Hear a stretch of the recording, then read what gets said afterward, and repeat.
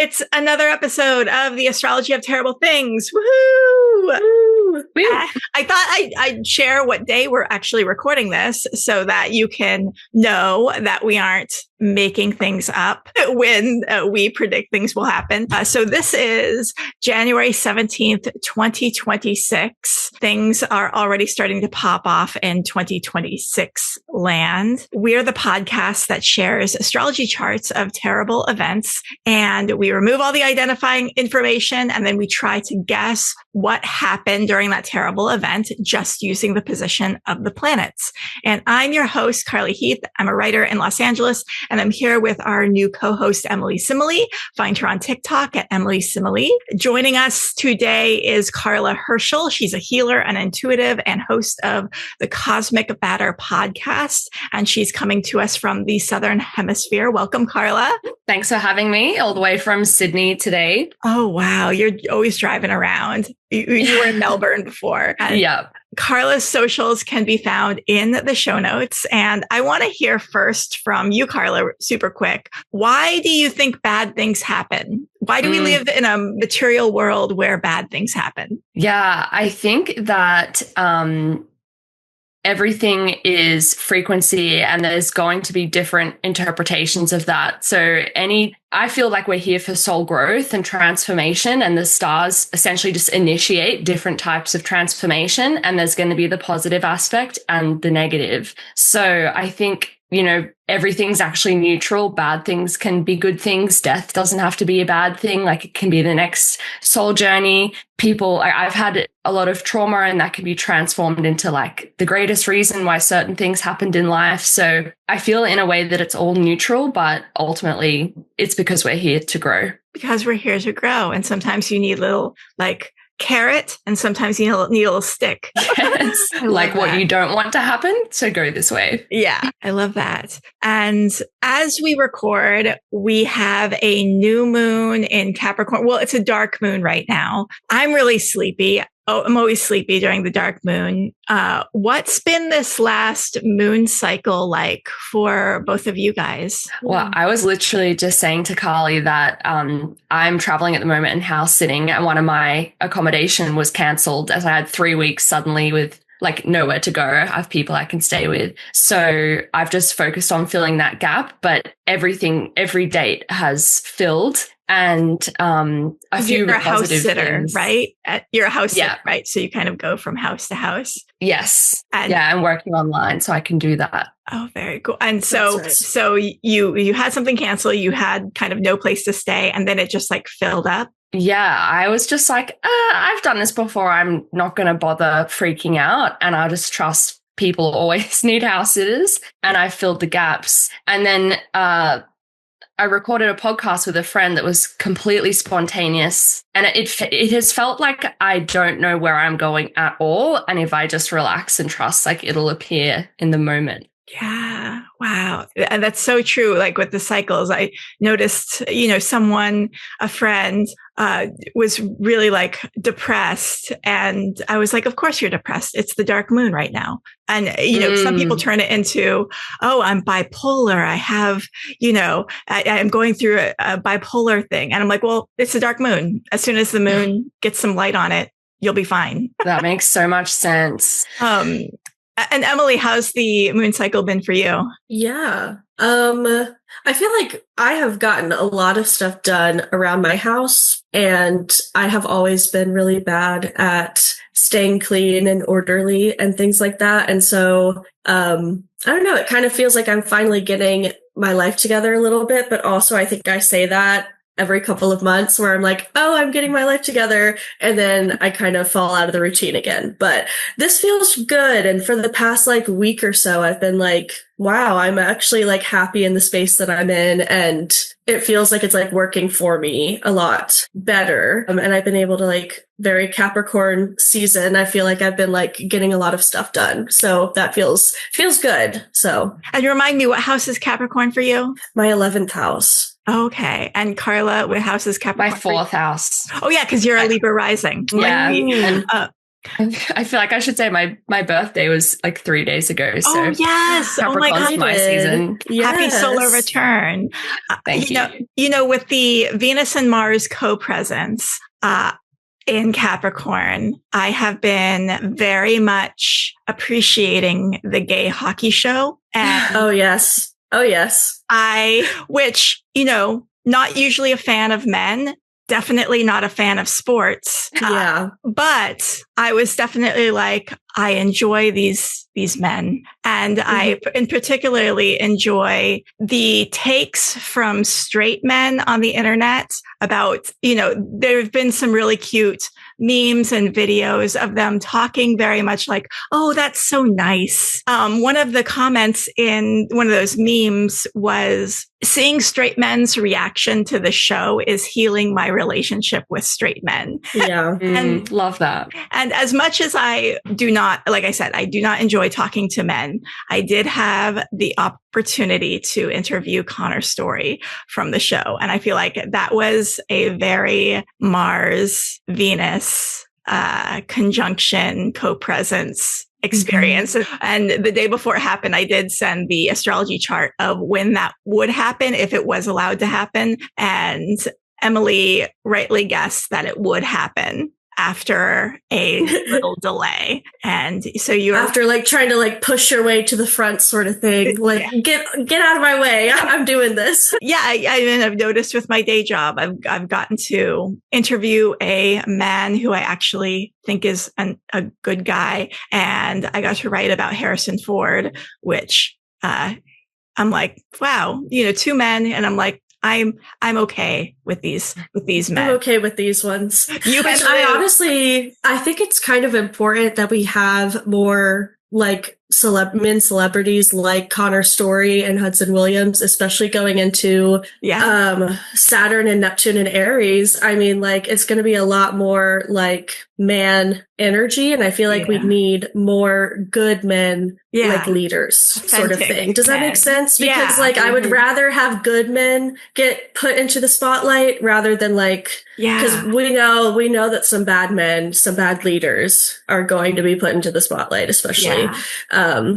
But like, I feel like as we're moving into more Aries time, it's like, this is when I need some of those good men to come out, show themselves and actually like make an impact. Cause I don't even know. Hopefully the men will do some good stuff during these Aries transits. Yeah. Looking forward to it. And I also must say, we're in the period that was in Dinah Maria's future astrology terrible thing chart from last episode, the episode that's currently airing right now. And I was literally thinking about that and like yesterday or something. And I was like, I feel like something happened that we didn't know about. And I feel like we're gonna come to figure something out. Well, like the day of the chart, right? Was that the 18th? So it's technically tomorrow. So we'll see what happens tomorrow.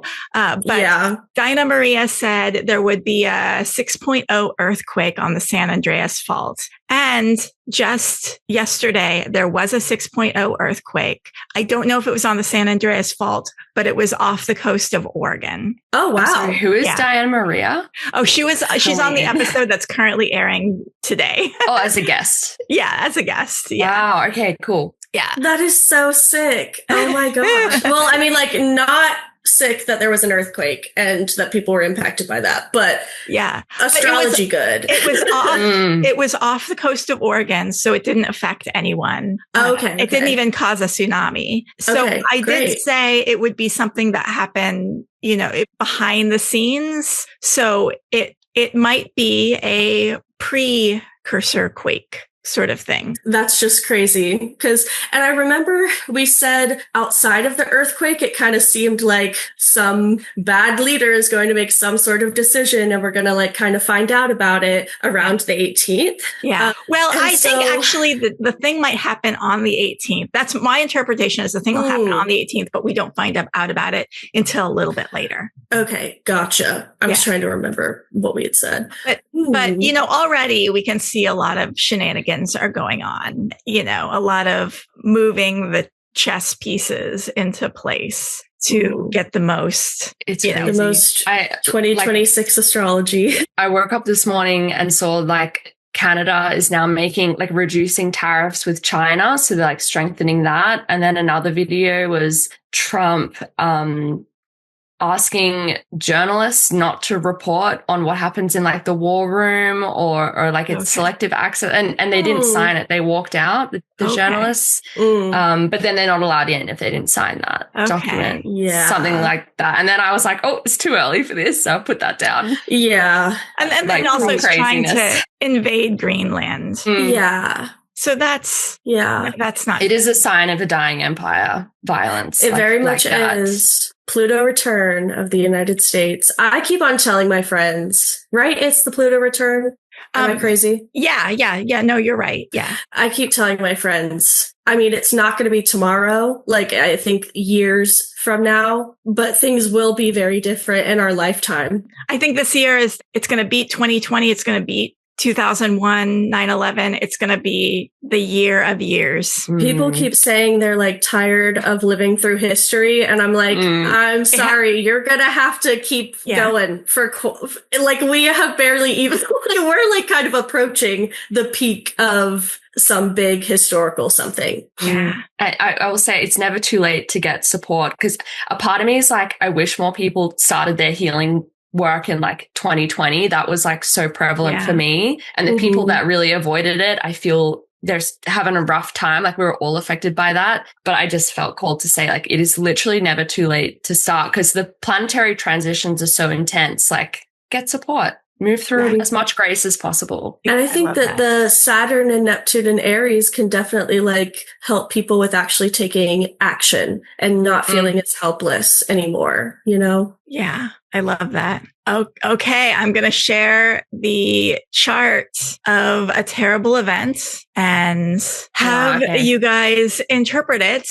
So this is one of the ascendant is in the 8th house. The ascendant ruler is in the 8th house charts. And this is another one where a benefic is very well dignified by sign. So this is a Libra rising chart with Venus in the 8th house in Taurus. And the moon has just passed Venus. So Venus is 13 degrees of Taurus. The moon is at 18 degrees of Taurus.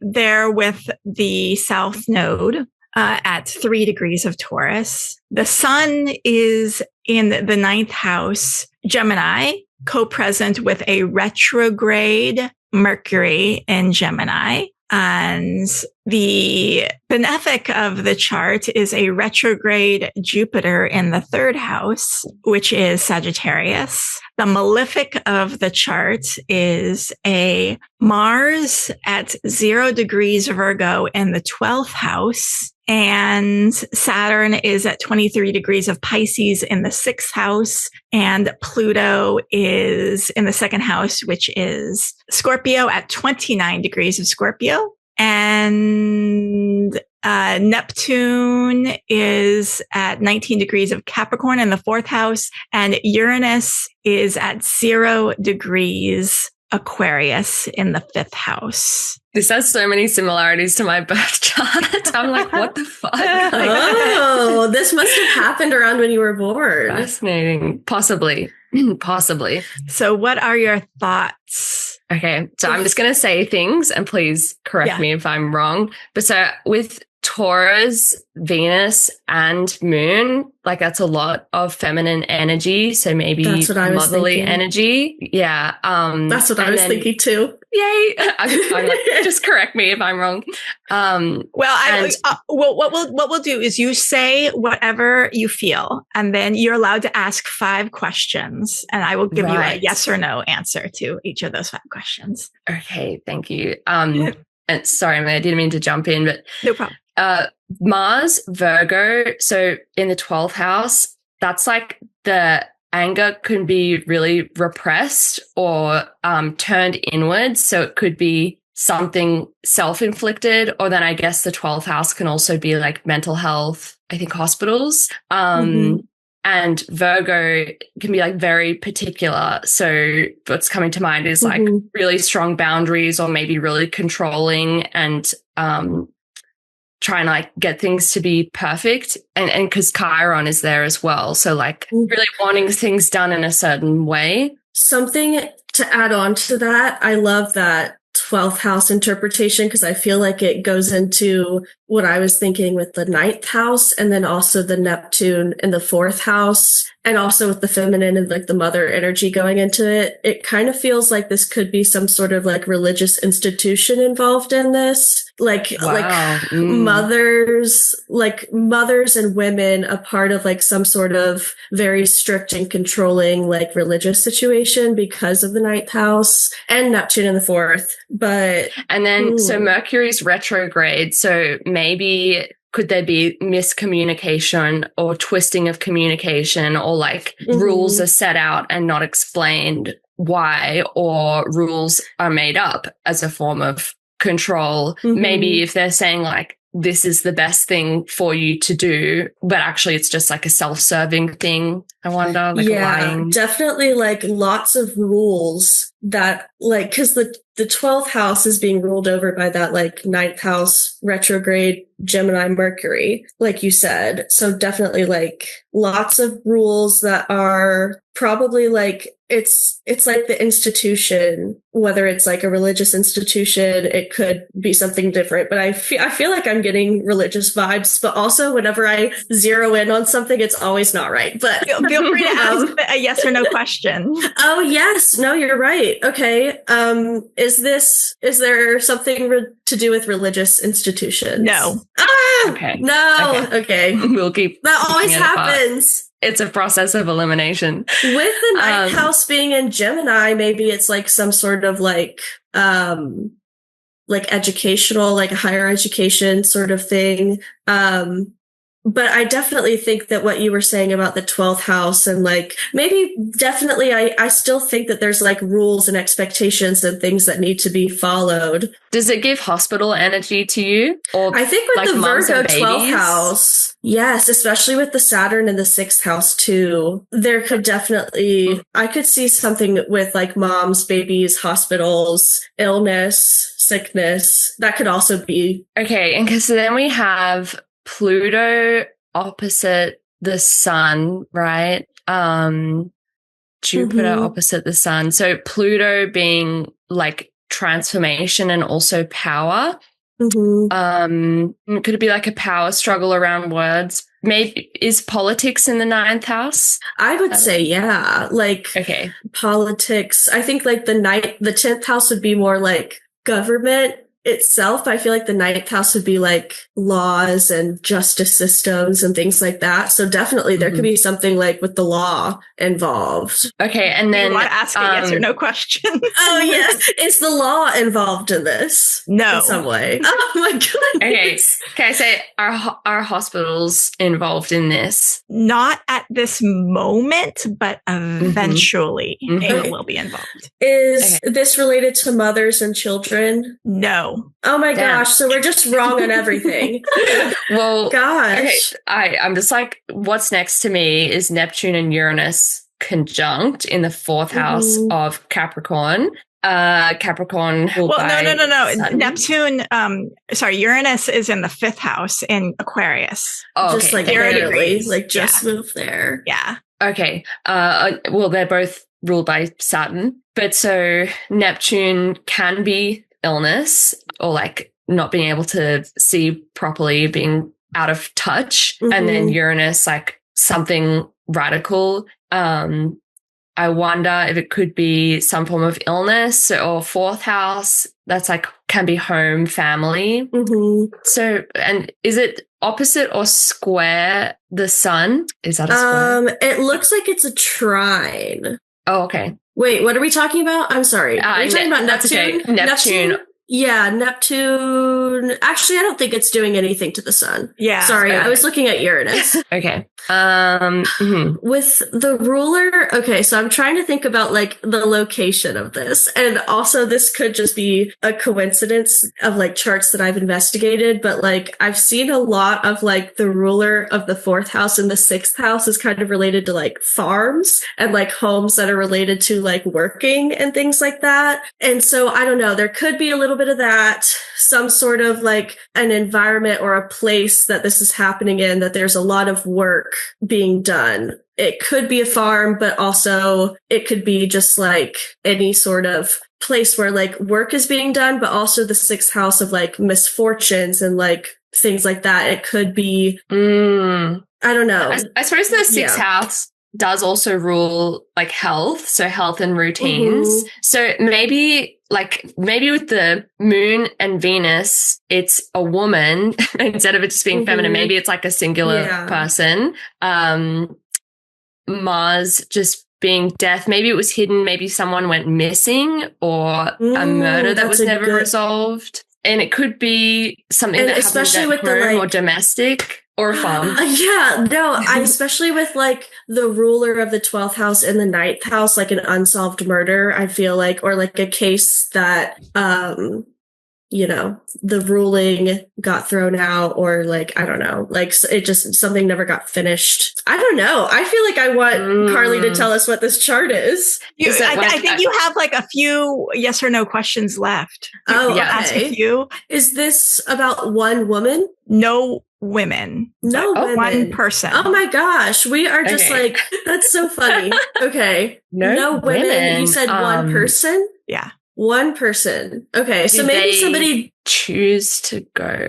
So you go. I was going to say like, did this person go missing? No. Oh my gosh. Okay. Is it about like a manipulation of words or lying, hiding? No. Okay. You got to tell us what this is. I've run out. Okay. So really, pay attention to the Mercury retrograde. Okay. So the retrograde Mercury is ruling the 12th house, and you have to, let's go back to the significations of the 12th house, even to like the Hellenistic significations of the 12th house. So let's list them off. What are the 12th house? Like hospitals and like asylums. So eventually, hospital, a stay at a hospital will be involved. What about captivity and I always think hidden things. Yeah. Mental health. Self-undoing. Have you ever hidden enemies? A little bit. Are you familiar with the animal signification? Yes, big animals. Yes, big animals. I was almost going to say something about the 6th house and animals, and then I didn't. So big animals are involved here. Big animals and communication and communication, right? So so that's communication, and we're going to get really specific here. Miscommunication. So think of big animals, miscommunication. The ruler of the 5th house, the 4th and 5th house in the 6th house, health, misfortune. So since kind of the planet of misfortune is, the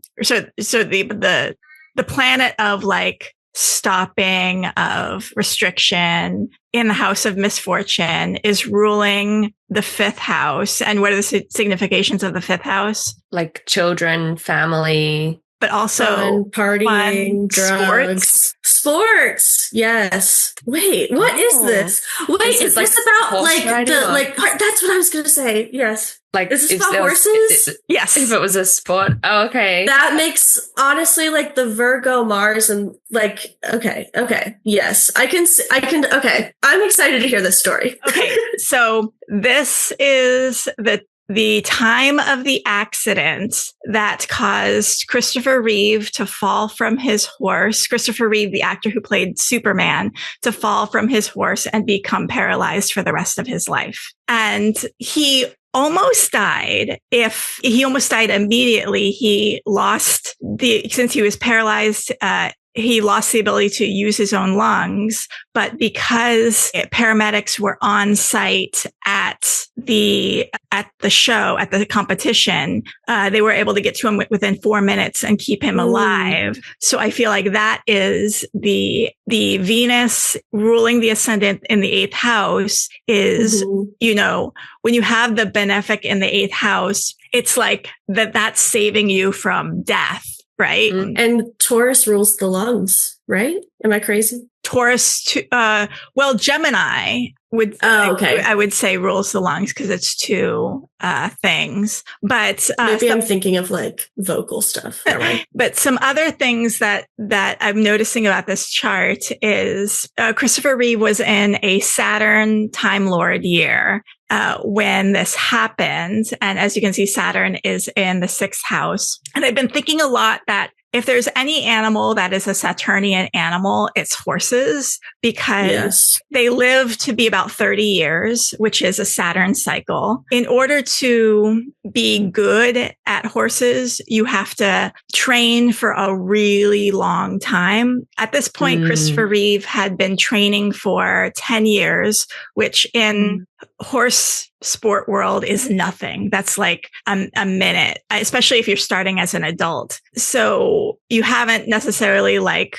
earned the kind of safety and the instincts that you need to kind of like instantly have your body react to things that happen when you're on a horse. But let me to go ahead and tell you the story. Let's show his birth chart, maybe. Oh yeah, see his birth chart. Okay. I'm curious, like, what was the miscommunication part, if that is relevant? Oh yeah, is that in the story? Yes, yeah. Miscommunication between him and his horse that led to the accident. But it's easy to miscommunicate with a horse. Yeah. It's funny because I know someone who is a pilot and who also rides horses with me. And I was like, that's so scary. You're in a plane. And then she's like, well, I'm scared when I'm on my horse because anything can happen. I'm like, but you can like reason with a horse. You can't like reason with a plane that like has a malfunction and then you are falling out of the sky and dead. So the nodes are right on the ascendant and descendant here. Yes. Yeah. Oh, a lot of 3rd house going on. Which I feel like makes sense for like the ability to move. Yes, movement. And Mars in the 5th house is so sports. That's so funny. I always like Mars in the 5th house. I'm like, you are competitive in some way, whether it's board games or sports or horse racing or I love that. Yeah. So in his memoir, after the accident with his horse, he wrote, "For more than a year, I wondered if my injury was purely an accident, a freakish event, or if I was responsible for what happened to me." Buck, that's his horse's name, had never stopped on a cross-country course before. Oh, and by the way, this happened during a cross-country portion of a 3-day event, which is a type of sport that's done in the equestrian world. And cross-country, I feel like, is very 9th house because it's like you're on a horse, you're traveling over a few miles, jumping fences, and it's kind of like long distance travel on a horse. So a different sort of 9th house thing than we were talking about, but also the institution of the sport having rules that you follow and being judged and selecting the winners, and also the institution of the event and the organizations involved in hosting the event is also very 9th house. So in his memoir, Christopher Reeve wrote, "For more than a year, I wondered if my injury was purely an accident, a freakish event, or if I was responsible for what happened to me. Buck had never stopped on a cross-country course before.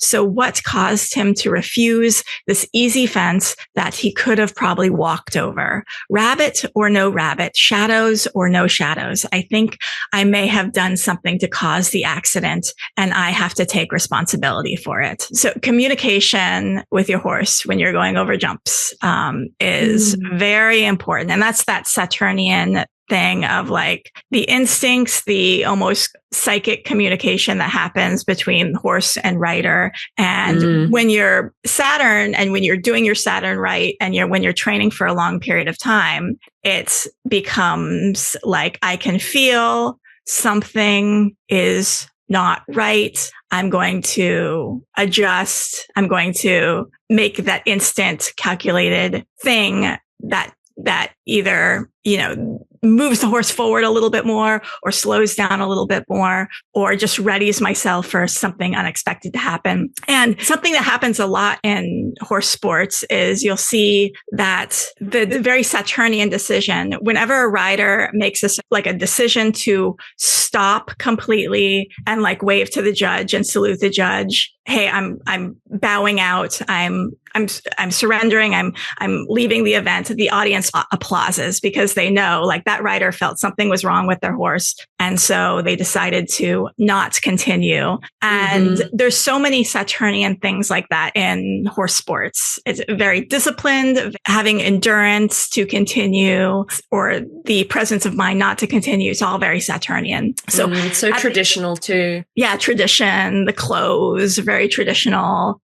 Everything kind of goes back hundreds of years with the rules and everything. So at the time of the accident, he was in his 7th house year, Aquarius, which is ruled by Saturn. So Saturn was his time lord. And the 7th house aspect of it is, one, his horse is his partner in the competition, but also his wife, once he was injured, took care of him for the rest of his life. And also when he wanted to die, his wife said, no, you're not going to die. You're going to continue to live. And also that's a very Saturnian thing, taking care of someone who is paralyzed. So I also think it's interesting that this happened during a Saturn-Neptune conjunction. I feel like that's significant. Wait, it happened during I'm sorry. This is his birth chart. He was born during a Saturn-Neptune conjunction. Yeah. So I guess that's just timely, but I guess it's not. Oh my God. I just am realizing that now. He was born during, and my previous chart that I did for Anton Yelchin was a Saturn-Neptune conjunction chart. I have a Saturn-Neptune conjunction chart to show you today. So oh my God. Crazy. And I had thought about this, right? So he had Saturn Neptune in his 3rd house. So let's look at Christopher Reeve's life story really quick. Born in New York, Christopher Reeve came from a long line of notable and high profile individuals. His father was a writer and academic who taught at Columbia, Yale, Oxford, and others while winning numerous poetry awards. His mother was an editor. His great-great-grandfather was chairman of the board of Prudential and also a director on a number of large companies, including Nabisco. Reeve had another great grandfather who was a Supreme Court justice and a grandmother who was a writer and photographer. Other ancestors came from French aristocracy, and his great uncle was married to the aunt of Jackie Kennedy. Very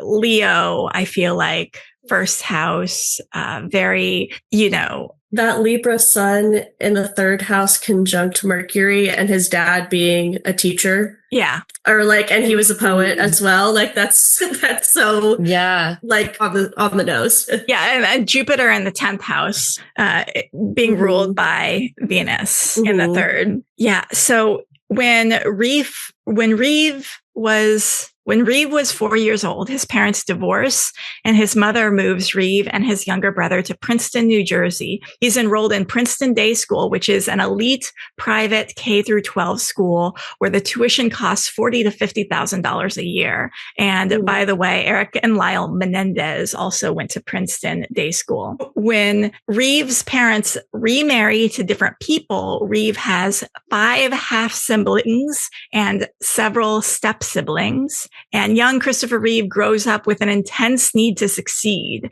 In his memoir, he says his father's love for his children always seemed tied to performance. So Reeve put pressure on himself to act older than he actually is to gain his father's approval, which is a kind of a fallen son in detriment in Libra. So when Reeve is just 9 years old, he's cast in an amateur version of the operetta, The Yeoman of the Guard, and he goes on to have many roles in school plays. During his teenage years, Reeve suffers from occasional bouts of asthma and allergies. And at 15, he develops a passionate interest in political and social causes. He spends a summer as an apprentice at the Williamstown Theater Festival in Williamstown, Massachusetts, and conducts door-to-door campaigns on behalf of Robert F. Kennedy in 1968. And he also protests against the invasion of Cambodia in 1970. At age 16, during his fifth house year, which is ruled by Jupiter, and in 1968, Jupiter was in Virgo, co-present with Pluto. He develops alopecia, which causes him to lose his hair, and he's able to comb over the bald spots. But sometimes the problem comes up again and reappears and disappears throughout his life. When applying for college, he gets accepted to all the big league schools: Princeton, Columbia, Brown, Cornell, Northwestern, Carnegie Mellon. And he chooses Cornell because he feels like he's tempted to just drop out of school and go into theater. But because Cornell is far away from New York City and the theater scene, he feels like he'll be able to focus more on school. But he does participate in the theater department and performs in all their plays, including Waiting for Godot, Life is a Dream, Rosencrantz and Guildenstern Are Dead, and The Winter's Tale. And in his first year, the agent Stark Hesseltine, which sounds like a made-up name, but is a real name, discovers him. And this is the agent who discovered Robert Redford and a number of other high-profile actors, and offers to represent him. The agent lets him complete college as long as he agrees to meet with casting directors and producers during the summer. And Reeve receives many offers. This guy is like the luckiest person in the world. Yeah.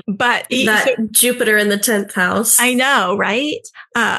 But these offers would require him to leave school, so he has to decline them. And before his third year, he spends 3 months traveling in Europe, which includes helping actors at the Old Vic with their American accents. He enrolls at Juilliard and becomes instant friends with Robin Williams, who is the only other student selected for the advanced program. And Robin Williams and Christopher Reeve become the best of friends, and Reeve will eventually become godfather to Robin Williams' eldest son. And so many positive things seem to happen for Reeve while he's in school. But the too long didn't read is everyone loves him and thinks he's insanely talented, and he gets the attention of a lot of high-profile people. In 1974, Reeve graduates Cornell as a double major in English and music theory. And while still at Juilliard, Reeve accepts a role in the soap opera Love of Life to help pay for his tuition.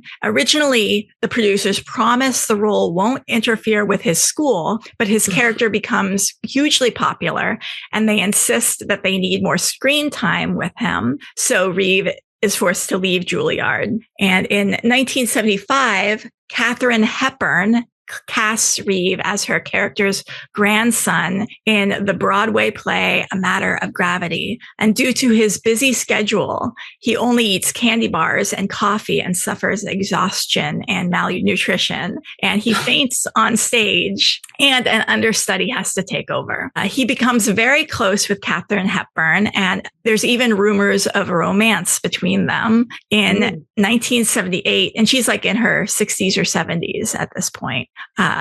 In 1978, he accepts his first film role in Grey Lady Down, starring Charlton Heston. And when asked to audition for the 1978 film Superman, Reeve thinks about the role of masculinity in the story of Superman. And he writes, by the late 1970s, the masculine image had changed. Now it was acceptable for a man to show gentleness and vulnerability. I felt that the new Superman ought to reflect that contemporary male image. And after the screen test, the driver who's taking him back home says, I'm not supposed to tell you this, but you've got the part. And wow. Reeve goes through an intense 2-month training regimen, supervised by a weightlifting champion. He runs in the morning. He does 2 hours of weightlifting and 90 minutes on the trampoline. He adds 30 pounds of muscle to his frame, and he decides to underplay Superman. In his words, he's already 6'4".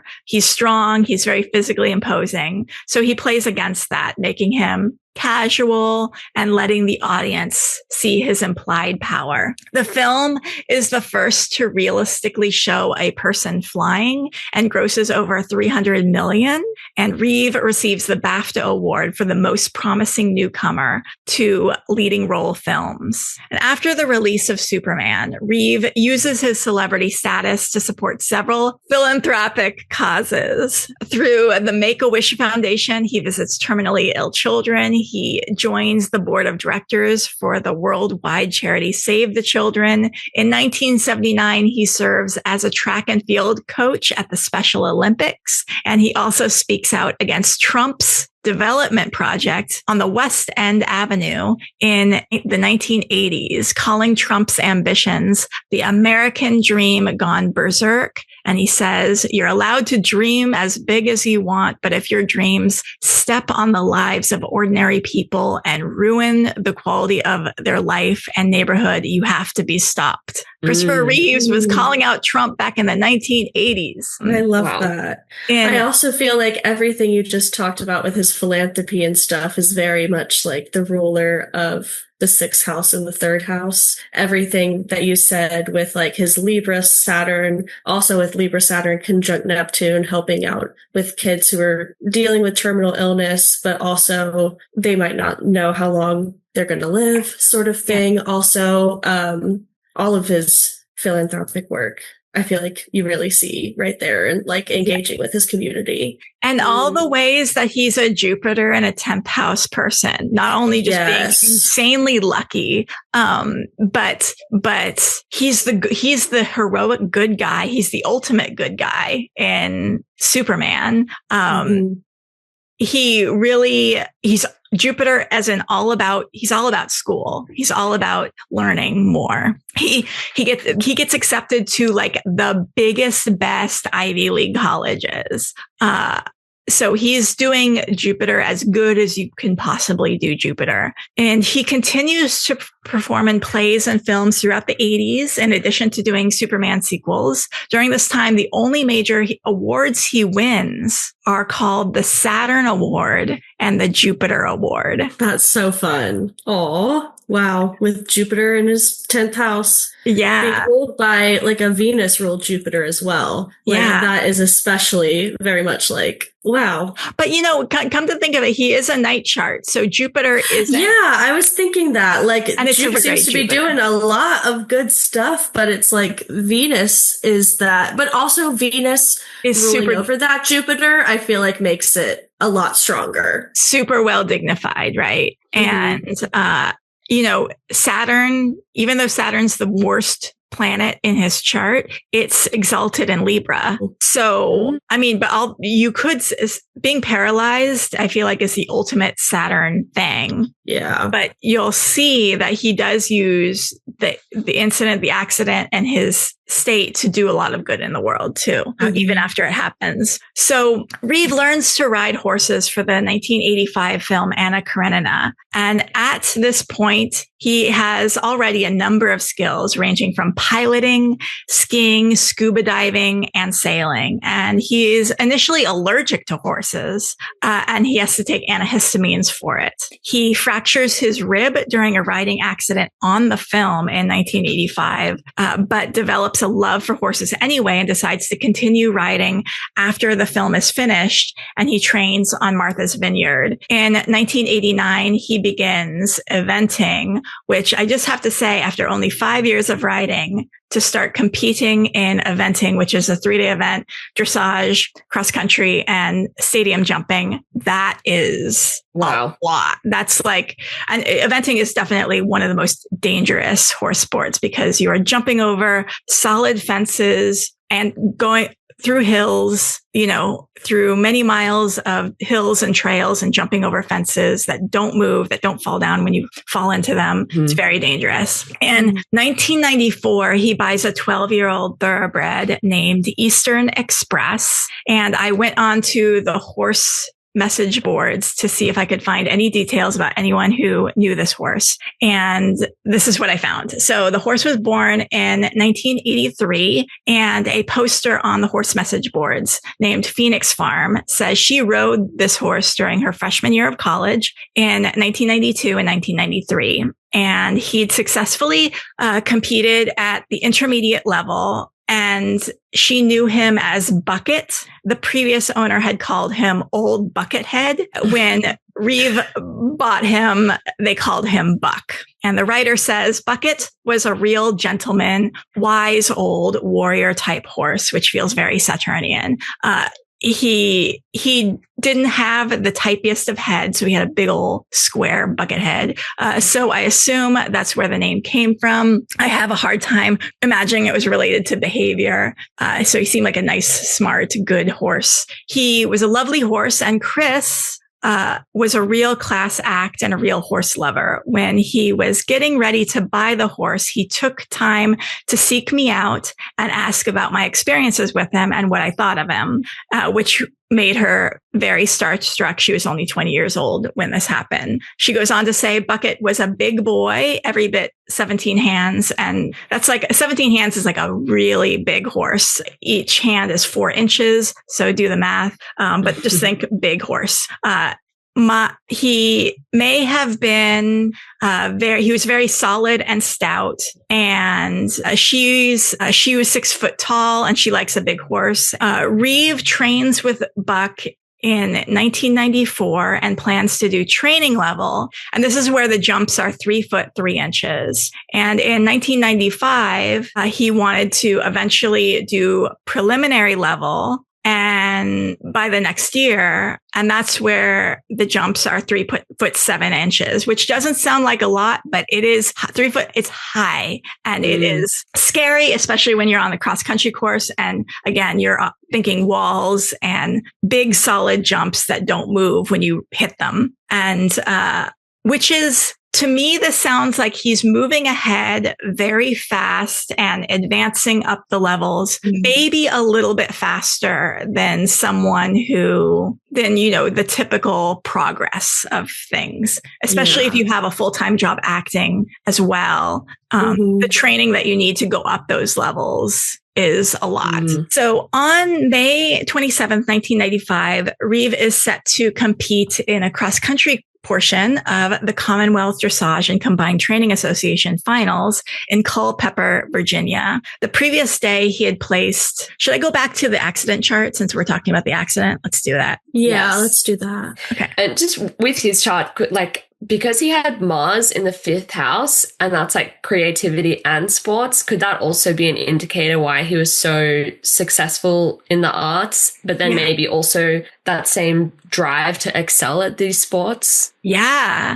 And if you think Mars in a night chart is very positive. Like it usually indicates someone who's very going for it, not afraid of things, real especially with that fifth house being ruled by Sagittarius too. I feel like fire sign, Jupiter ruled. I think with Mars there, it's kind of like, he was taking leaps and bounds very quickly. Wow. Yeah.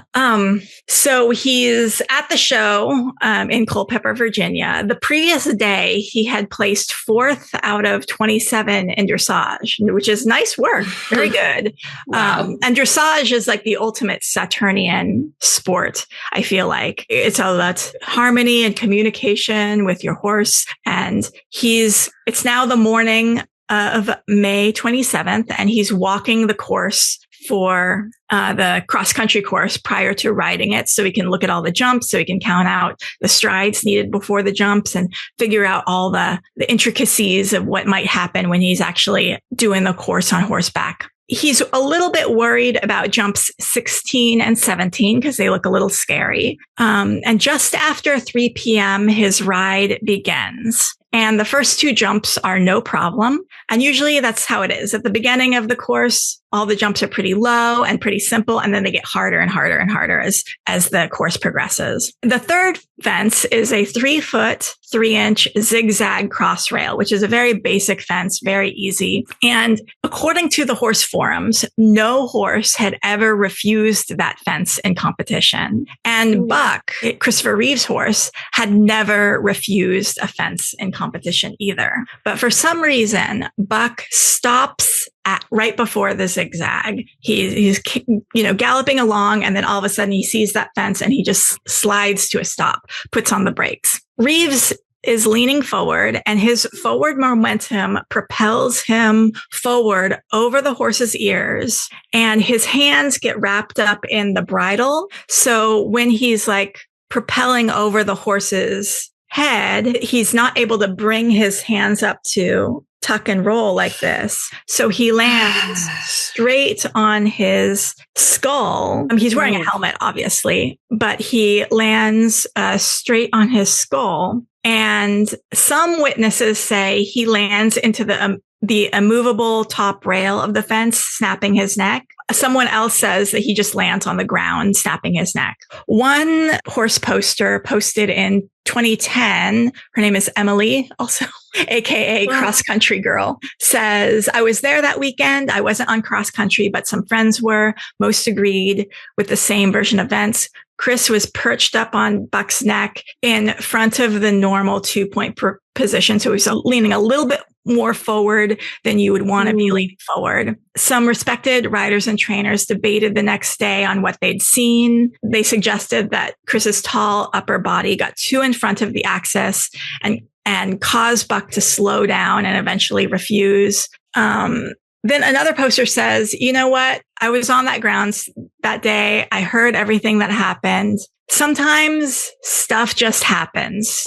Horses stop, horses spook. No matter what level of rider you are, things can just happen." And me personally, I have a friend who got her skull crushed it looked like a basketball that had been deflated after she fell off her horse. And she had been riding for her whole life. Like stuff can just happen. And this is definitely a Mercury retrograde sort of situation. And by the way, my friend who got her skulls crushed, that happened during the Mercury retrograde in 2020 when Mercury was in Pisces. And she was also having her Saturn return during 2020 when the astrology was like super bad. So did she survive that? She did. She was in a coma for a really long time and had to learn how to talk and walk again. But now she's fine. Wow. Yeah. I'm happy to hear that. Yeah. So still back to the scene, still conscious, Reeve couldn't breathe or move. He'd fractured his first cervical vertebrae and damaged the second. His head is just connected to his neck by his neck muscles. The paramedics on site for the competition are able to get to him quickly and squeeze oxygen into his lungs before brain damage can set in. He's airlifted to University of Virginia Hospital, where doctors successfully reattach his skull fell to his spinal column. And for 5 days, and I feel that's the Venus and Taurus helping us out here. For 5 days, Reeve is heavily medicated and delirious, but he finally regains full consciousness. His doctor explains that he would be paralyzed from the neck down and unable to breathe without a ventilator. Reeve initially believes that he's ruined his life, would be a burden to his family, and it might be best to slip away. He tells his wife, like, maybe you should let me go. But she says, I will support whatever you do because this is your life. But I want you to know that I'm with you for the long haul. You're still you and I love you, which is such a Saturn in the 7th house thing. And what she would later describe as a sales ploy, she tells him, hey, if you want to die in 2 years, we can reconsider, but let's just give it 2 years, right? Mm-hmm. And after this conversation, he visits with his children and they see how much, and he sees how much they need him. And so he consents to the life-saving surgery. Alone at night in the hospital, he goes through anguish. It's a 50-50 chance of surviving the surgery. And during an especially bleak moment, the door flies open, the hospital door flies open, and in hurries Robin Williams, pretending to be a proctologist who is speaking in a Russian accent, saying that he needs to investigate his colon. That makes Reeve laugh, and it kind of heartens him that his old friend would visit him in the hospital in this way. And he receives over 400,000 letters from all over the world. 10 months into his injury, he appears at the 68th Academy Awards to a long-standing ovation. He's in a wheelchair, and he uses the occasion to encourage Hollywood to make more films on social issues, saying, let's continue to take risks. Let's tackle the issues. In many ways, our film community can do it so much better than anyone else. And after spending 6 months in rehabilitation, he learns to use a sip and puff wheelchair controlled by blowing air through a straw. And he begins to see himself as part of the disability community. He can eventually breathe on his own for 90 minutes at a time.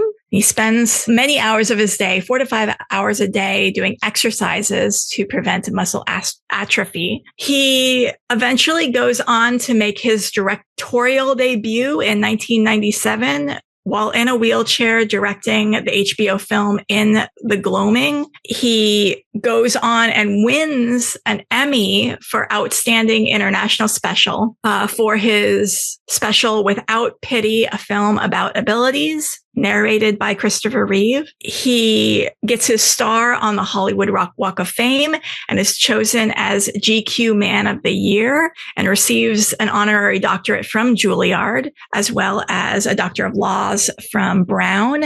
And in 1997, which is an enormous year for Reeve, if you can't tell, he lobbies for a bill to raise the lifetime cap on insurance payments from 1 million to 10 million, but ultimately that gets defeated, which doesn't make any sense because the CEOs of insurance companies get 300 million a year, and disabled people basically are like, you only get $1 million. That's it. We're not taking care of you anymore. Yeah. He is nominated for another Emmy for his TV movie, Christopher Reeve, A Celebration of Hope. He's nominated for a Golden Globe for his performance in the TV remake of Rear Window, where he's in a wheelchair witnessing a murder. And he wins a SAG award for Rear Window. And in 1999, he wins the Audie Award for his narration of his autobiography, Still Me. Basically, after the accident is when he gets all these awards, which he'd never gotten before. He does all this social good for raising awareness about people with disabilities and the need for stem cell research. And throughout the 90s, there's still a lot of controversy around the issue of stem cells because you have to use embryo stem cells for stem cell research. And it's like the Christians are like, no, you can't do that. But he's like, this is important. And so, oh my gosh, so many things. I'm going to kind of wrap things up. his horse Buck eventually gets rehomed after the accident. And the book, Not by a Long Shot, mentions that he's boarding at the same barn as the author of that book. And that book was published in 2007. So as of 2007, we know Buck is doing okay. Eventually, in early of October 2004, Reeve starts getting treated for bed sores, which cause an infection. He falls into a coma. Ultimately, he passes away on October 10th, 2004, at the age of 52. And strangely, his wife, Dana, dies just less than 2 years later on March 6, 2006. She's only 44 years old. She passes away of lung cancer, and she had never smoked before. They say that hold grief. I mean, it could be like the stress of the grief and the stress of, his passing, but it could also be that she had previously sung in bars, and during the 80s and 90s, I think during the 80s, you were allowed to smoke in bars and restaurants. Oh my gosh. So the secondhand smoke of, she's singing in bars, people are smoking. She basically could have gotten cancer from secondhand smoke, which is just so unfortunate at 44 years old. But in March of 2009, President Barack Obama signs the Christopher and Dana Reeve Paralysis Act that aims to enhance and further research paralysis and improve rehabilitation, the quality of life for people living with paralysis and physical disabilities. And on the 20th anniversary of Reeve's death, the Empire State Building was lit in blue, yellow, and red to honor his foundation's work and the release of another Christopher Reeve documentary, Christopher Reeve, The Eternal Superman, which showed on October 25th, 2024 on TMC. And that is the story of Christopher Reeve's life and kind of how he suffered the worst thing that you could possibly suffer, but he did a lot of good afterwards. Yeah. I love that he kept making art and being able to contribute and make a difference. And yeah, that's really beautiful. I was thinking at the start of the episode how I said terrible things and like traumas can then be some of our most transformative experiences. And he did that. Yeah. After his accident, he directed a film, which, earned him nominations. He starred in a film. He raised awareness about disability. He wrote many books and narrated his books and won awards for those books. So yeah, huge. Keep going. Cool. Very cool story. Yeah, that's it for another episode of The Astrology of Terrible Things. If you enjoy any of this, I also have another podcast called Haunted Hollywood Hour. That is my hat.